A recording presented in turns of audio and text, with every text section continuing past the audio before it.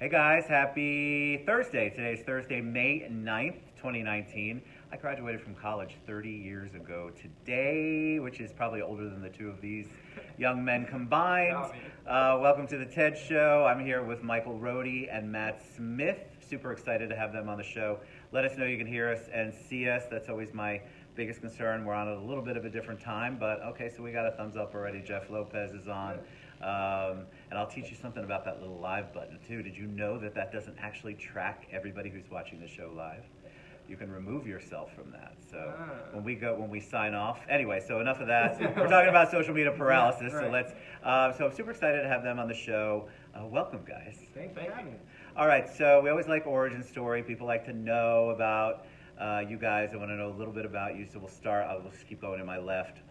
Michael, you go first. Hey everyone, Michael Rhody here. So really grew up pretty local, grew up in Oviedo, Florida, loved it, went to Haggerty High School, played some sports there. When I went into college, kind of decided to stay in-state a little bit close to home, save some money, stay by my parents. Actually lived at home a little bit when I was younger. That was interesting. As a parent, there's nothing wrong with that. being in college with my parents, I'm sure they hated it, but yeah, I went to school, studying finance, ended up joining a fraternity. It's actually where I met Matt. What fraternity are you guys? Alpha Tau Omega at UCF. ATO? I'm a Sigma Chi from UCF. Yeah, right next door. Small right next door. So me and Matt actually lived together at one point. That was a little interesting too. I bet there's no stories from that time. None at all. Finished UCF finance degree. Once I was getting towards the end, I started to realize that that wasn't really the industry I wanted to get into. I fell in love with real estate, kind of the sales aspect, more really working with people, and finance is more just numbers. I'm not a 9-to-5 cube guy. I can't handle it. I tried it for a couple months, and it was really don't know how anybody does it. I don't know. God bless them. I can't do it. I do. I think you have to have that person, but yeah, I'm the same. My degree's in finance. So I graduated with a finance degree, kind of got Why? I don't know. Yeah, now I'm at the point where it's gotten some conversations with Matt. I was like, hey, I'm interested in real estate. I know you're doing it. We had lunch, and then now we're here. That was it. Look at the fraternity brother stuff going. Guys, if you're not involved on campus and you're in school or currently thinking about going to school, it doesn't have to be a traditional fraternity sorority. You need to get involved. Oh, yeah. I have lifelong friends in all fraternities and sororities all over the place from my time at UCF. So get involved. All right, how about you, Matt? So mine's very similar, local guy, grew up kind of downtown, the Belle Isle area for a part, and then actually went to Catholic school at St. James, so I'm a big parishioner there at St. James Cathedral. Went to high school up in Seminole County at Seminole High School, and then went to UCF for college. My degree's actually in political science, and I have a minor in economics. I was going the legal route, and I always wanted to be a real estate attorney, so I came out, and this was kind of a natural transition for me because I love dealing with people and being able to help in any capacity, really. So I came out, started doing residential, moved into commercial and residential. I knew Michael had an interest in it. We went out to lunch, and the rest is kind of history. So. I love it. So did you guys? So as you liked the real estate part, right? You kind of. Most people don't, I joke, especially if there's a girl on the show, I'm like, you didn't have a real estate Barbie doll, right? So you don't think about that when you're 5 or 10. The transition, though, to that, what appealed to you? And I know that you, Michael, you said Matt was in it first. Yes. What was it about that, Matt, that got you into it? Did somebody say, or did you grow up in a real estate family, or did somebody say, hey, you're a natural at sales, why don't you try real estate? Honestly, it was one of the people that I did business with when I worked in the legal area. He does commercial real estate here locally, and he was, you have a really good personality. Obviously you're smart, you're good with numbers, what have you. Try the sales route, see how you like it. Give it 6 months, and as I said, the rest was kind of history. I mean, that's what you want to hear when you're talking about real estate, just not on a dating site, right? You've got a great personality. And so you did it, but it's different when you step your foot in. So talk a little bit about that transition, and then I want to get Michael's take on his transition. So for me, the transition was going kind of from like 9 to 5 to an entrepreneurial mindset. And the main thing that I've kind of had to realize, like I'm sure every small business owner does, is you've always got your business development hat on. You're always finding new clients and finding new business, because if you don't, your doors are gonna shut. Sales is the driver, and anybody that tells real estate isn't sales, they're not telling you the truth. So it's true, right?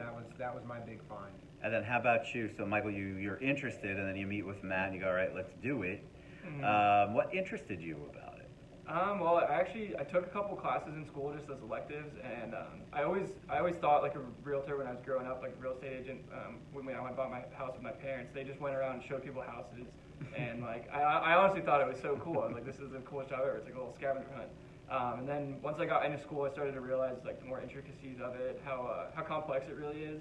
And for me, like I said, 9 to 5 for me. I always thought I was going to be a finance, go work in Wall Street, be an analyst, stuff like that. And once real life starts to hit, you kind of realize like, hey, that's not for me. That's just not. And just talking with other people that are in real estate. My godmother actually works over at Watson Realty in Oviedo. That's awesome. So I talked to her a little bit about it.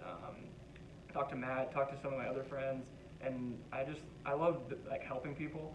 And I feel like at my other job I've had, it wasn't really like I was helping people directly. And right now, like I feel like I can directly help someone. And so when you stepped in, was it everything you thought, or how was the right? So I think people it's have completely different. I think no matter what you go into, if you're an entrepreneur and a business owner, which is basically what the two of them are. I mean, that's what they are. They're independent contractors. You go in and you think, all right, 7 figures, Miami, I got a yacht, we're all over the world, I'm traveling. And I think people have that concept, especially about real estate agents. I don't know why, but that seems to be the concept out there. What was it like the first month, 2 months? And speak as a business owner, because that's what you guys are. So honestly, it's like you take your real estate exam, you're like, oh yeah, I got my license. All that stuff's important, but that's not what it is at all. That's all just the basics, and you really get into it and you realize how complex everything and how organized the top producers are.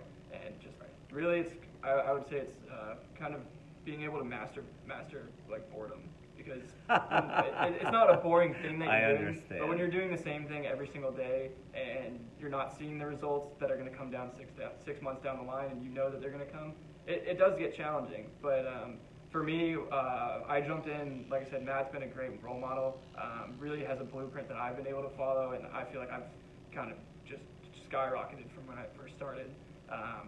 Every day, I think I'm waking up at 4:30 in the morning, getting in the gym, I'm in the office by 7:30, so really just keeping a routine, making sure that I'm doing the same things to be successful every day, and that's... You lost me at gym, but I like Yeah. and 4:30 by the way. Woo! But I get excited at that time. Like I'm like I have so much that I want to do. People are like, I joke, I have an insomnia post that I do. Most of the time, I'm waking up early not because I have negative stuff on my mind. It's all the exciting stuff that I have going on. I want to get going. I want to get going. Yeah. I mean, I don't really leave the bed at 4:30, but the thought process is there. So how about you? Did you come out thinking, Matt, that it was going to be, immediately 6 figures? You're a business owner now. You're in control. That's always my favorite. You're in control of everything. How was that transition for you? It was much the same. I definitely didn't have the idea that I was going to just kind of snap my fingers and I get a check for $100,000, and I understand there's work involved with it. So I came out, and I have a great broker that we work under, James Clark, and he kind of, the blueprint that I'm sharing with him is kind of the blueprint that he's shared with me. So you come in, you learn everything, you learn the ropes, like Michael said, the intricacies of transactions, and how it is really about people at the end of the day. So it's all about getting out and getting in front of those people. So that's what I really had to learn, is how to get in front of those people, the frequency of getting in front of those people. I'm sure you know as well, following up with those people. It's so critical. So I want to go into that a little bit, but I must ask, it's Kennedy and War Machine is the comment that just came in. Do I want to know? You've got somebody doing somebody's on your page doing something. That's our marketing guy. I like it. Oh, he's got an opportunity to go, okay, guys, I'm going to get you live. They call me Kennedy at the office for whatever reason. I don't know. I guess I just because you look like a young John JFK. I don't know. I guess I have that And hair. War Machine? Yeah, so the guy that's War Machine, he's General Rhodes. They call him Rhody. So that's... Gotcha. I've been... my last name's a little unique, so everyone's called me Rhody my whole life. It's been an There's interesting... Max. It's a weird thing, but I've just been rolling with it. I love it. All right, so let's talk about social media, because you guys are really good at it. So, but you've had to learn, and I think a lot of people think it's just... me too. Oh, yeah. Every day. Really. I'm almost 2 years in, and I'm still learning stuff. We were just talking about Instagram a little bit ago, and how I had to get a second phone because you can't do live streaming from both. You have to have different phones. It's crazy.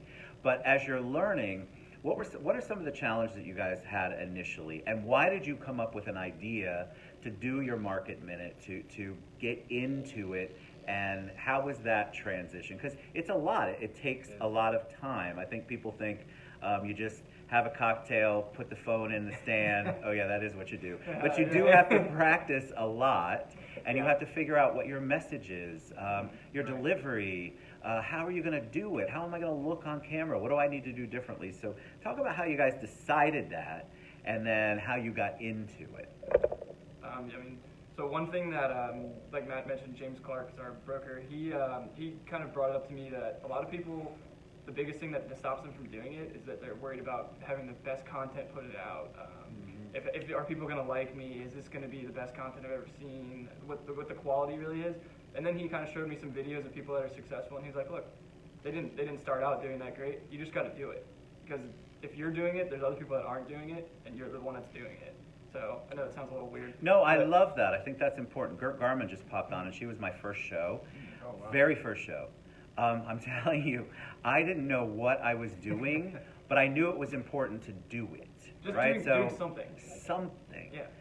And I love what you just said, because that's true. I think people think you have to have the perfect content, the perfect look. I mean, we do look good today, right? But the perfect look, the perfect message, you can't mess up a word. The great thing about live that I love is it's all on, baby. There's no editing. I'm not doing anything crazy where I basically edit out the stupid things I say. I think people respond to the stupid things you say, or the things that make you look human. As I say, it shows that you're human and you're just like them. Right. That's really what it is.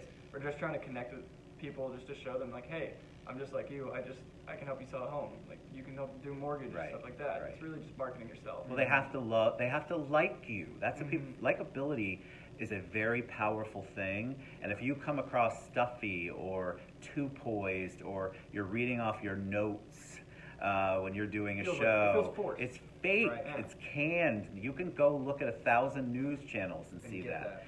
You don't want that. So how about you, Matt? You're Michael. Matt, how about you? So don't confuse me. I got War Machine and Kennedy on the brain. much the same thing, really. It's kind of ironic that you have, paralysis in the title today, because I think basically what he said, and something that I myself have struggled with and continue to struggle with, is kind of that paralysis of analysis, where you get so fixated on having it be perfect, getting in front of the right people. It's just important to just get it out there. And Max will, if he's still watching, will find this funny. The thing that really forced me was after the first time I did a video, people don't watch past 10 seconds.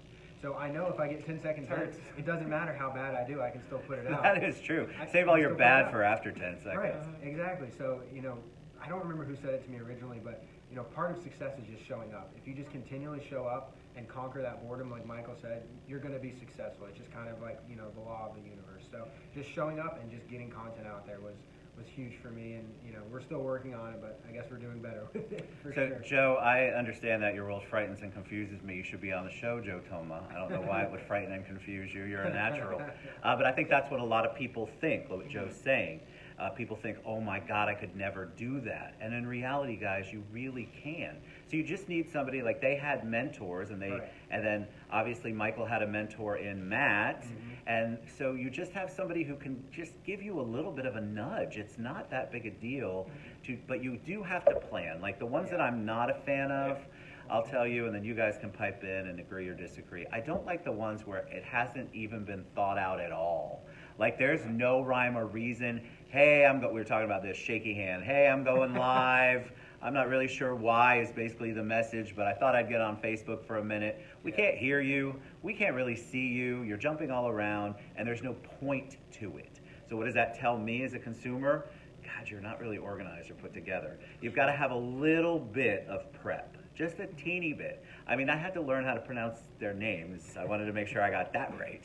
But also, a little bit about them. I watched, and I want to talk about your market minute. I watched what they did just because I want to familiarize myself, not because I want to be canned, but I want to have a conversation. When these people go live, and you guys know the ones, it's shaky hand and it's up here. First of all, buy one of those things. They're 20 bucks. Second of all, you have no point. There's got to be some sort of point. The content is important. So talk about how you guys decide on what your content is. For me, it's really like a directed focus, and I know I've been following Matt's lead on a lot of the content, Really, it's for me. I want to get it out there that I'm going to communicate with somebody. I'm going to be there to help you out, and I'm not really even focused on putting out all this insane information. I don't want to overload anybody. I mean, most of the time, like Matt said, most people don't watch a video past 10 seconds. So you just got to know that. So you got to make sure that you're memorable, really, and that's the big thing for me. And I always just find content that I want to know. Like, I don't know. I want to know the market statistics if I'm buying a house because I just want to be educated. So I really just kind of I'm looking through what I'm seeing other people share. I'm looking at current events in real estate. I'm looking at what other people are liking on Facebook. I'm looking at posts that I shared that other people like. And honestly, I have great friends. I have feedback. Hey man, your shirt was untucked the wrong way, or hey, you want that though. That's hey, you cool. sounded weird. And for me, I love that. Like Yeah, that's the me too. best thing because I'm trying to improve every day because I'm nowhere near where I'd love to be. But as you just continue gotta to do go it. through, you got to practice and do it. How about you? What about content, Matt? How do you come up? He's actually really good with that. He kind of tells me, oh, I think people would like to see this. I would like to see that. Apparently the things that I would like to see, everybody else would want to see. So, What is that? Give an example of that. like number stuff. Oh, you I want to love see reading, numbers? like numbers or like legal articles about super in depth and boring and not. But super you know what's interesting. great about that? So you're cognizant of it. That's what you like. Yeah. But I would encourage you, and maybe you have a market minute. So I know there's some numbers somewhere in there. Right. But I think there's a certain group, and if you give them enough notice, hey, this is what the show's going to be about this week, then you're going to get the people to tune in. So when I do a topic, like I'm all over the place, right? It's all basically Orlando, Central Florida. Right. Pick a topic, I want to talk about it. But you have a specific focus. You want to build your businesses. You want people to see your personalities, but you also want to give them information. So you want to give numbers. I think if you said that on a show, hey, we're going to give you stats. I might not tune in, but the people who will are going to pay attention to it, and that's a really positive thing. Right. So we try to keep it short because, like you said, the average person when you're scrolling through, you've got a real limited time frame to kind of catch somebody's attention and keep their attention. So my main thing is trying to be concise and brief and really make it actually interesting because a lot of the stuff we talk about, it's not. It's very dry. Well, I think it's hard. Like I have a friend who does a show that's real estate related, and it's the way his is. It looks good. It's definitely produced. He's a very smart man, a UCF grad. So if that is the type of show I want to watch, then of course that makes sense, right? Because everybody's not going to want to watch me pontificate and go off and talk about having cocktails at 11 o'clock in the morning, right? There's a lot of people who have no interest in that, but they're going to love stats. They're going to love that more informative, more planned show. And so you just have to kind of feel yourself around the audience. You do, and you have to look at your analytics. You have to look at who's watching and how long are they watching, and tailor it towards that. My market minute has done much better when I shortened it and made it more concise because that was the audience that was kind of pointed at that point. And if I hadn't looked at that, I wouldn't have realized it. Ted's shirt looks like an all-you-can-eat buffet somewhere in a wonderful restaurant in Hawaii. I like it. Reminds me of the Kentucky Derby. It's very derby-ish. It is. It's just, I think that you have to figure out what your content is. And what I always encourage people is listen, but let's say you're not comfortable adjusting your content to something that's outside. So you gotta evaluate that. Would I be the person to talk about numbers? No. But would I bring on someone like Matt to the show? Yes. Because there are people out there who want to hear it. And so combined with Matt's knowledge and my lack thereof, it's a good show. That's a good part of it. And so you just have to kind of know. What do you guys think about? So we were talking about Instagram a little bit. I'm trying to play around with that. Your age group is super in. Like my kids are your age, so they think Facebook's for old people like me, right? I mean that's just what it is. I love Facebook. I love Facebook because of what I do, Right. but Instagram seems to be where that crowd is. So what do you tell somebody what's the difference between the two? And you guys are just starting to experiment with it like I am. Yeah. So really, I see Facebook as a great way for people to read articles, see videos, stuff like that. And Instagram, I've noticed it's more of a personal touch. Like people are trying to engage you with that one photo, with a witty caption.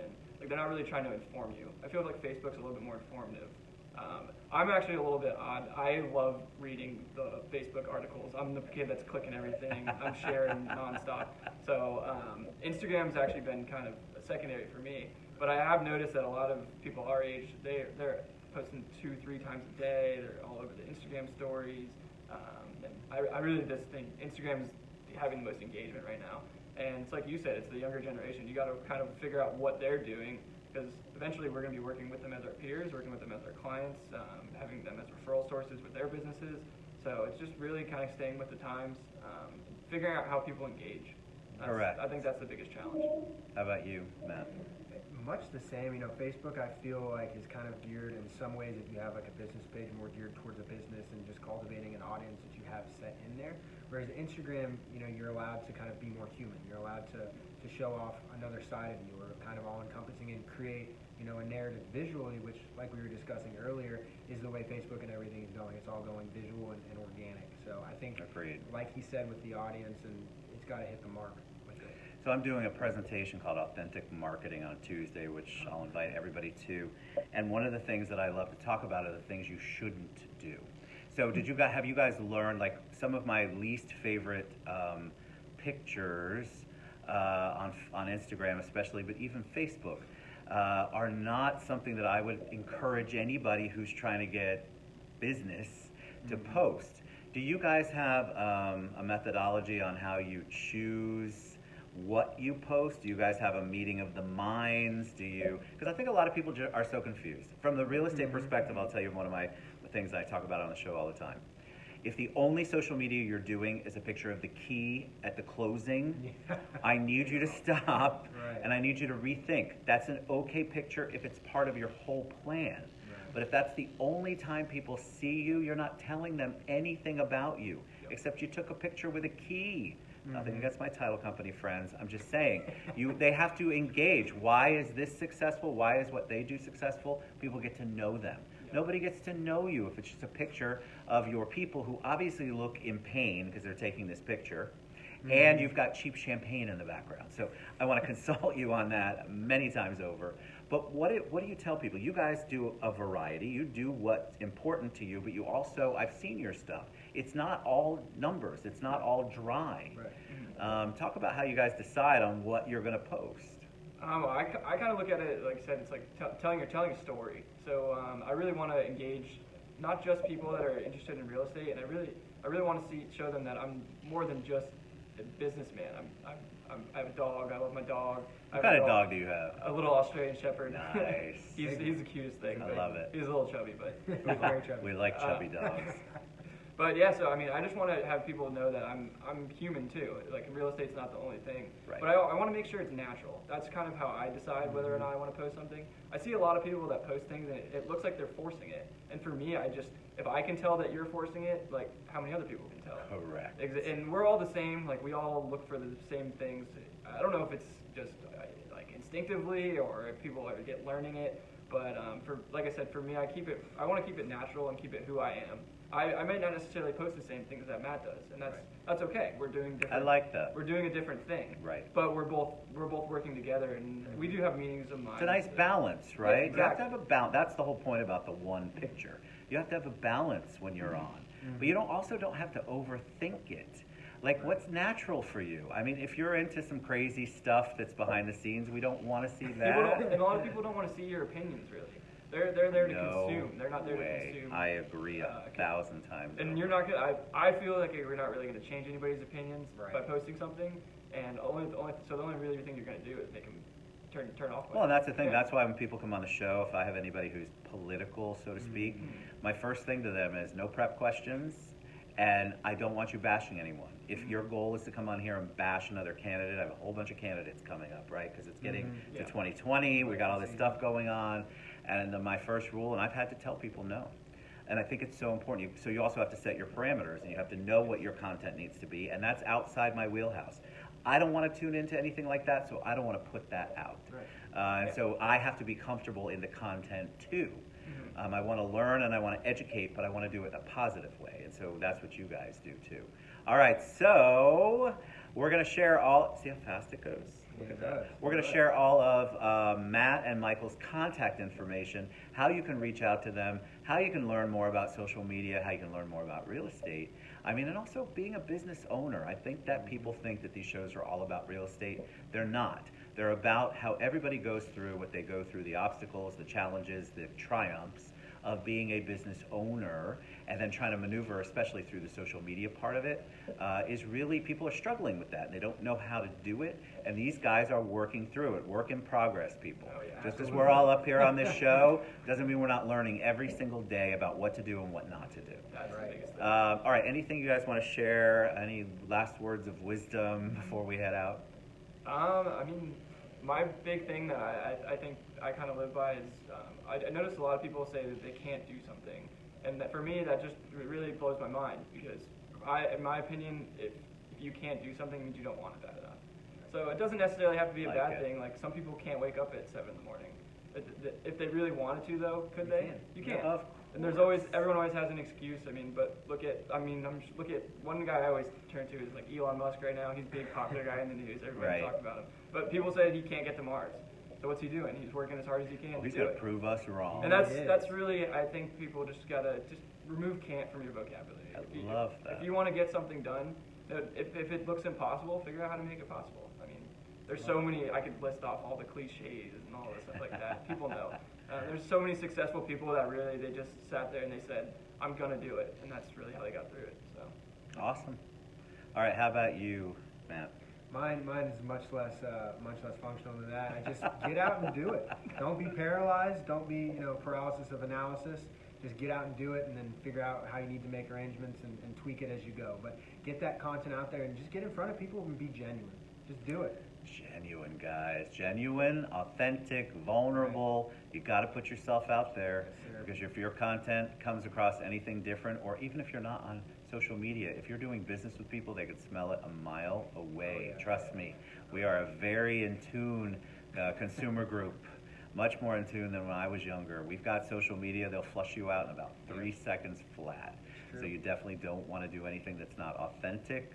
Had some vulnerability in there. It's okay to not be perfect. You guys are a joy to have on. Reach out to them. We'll share all their contact information after the show. Thanks for being on, guys. We had so much fun. All right, we'll see you soon. Mwah. See you in a bit. See y'all later. Bye. Bye.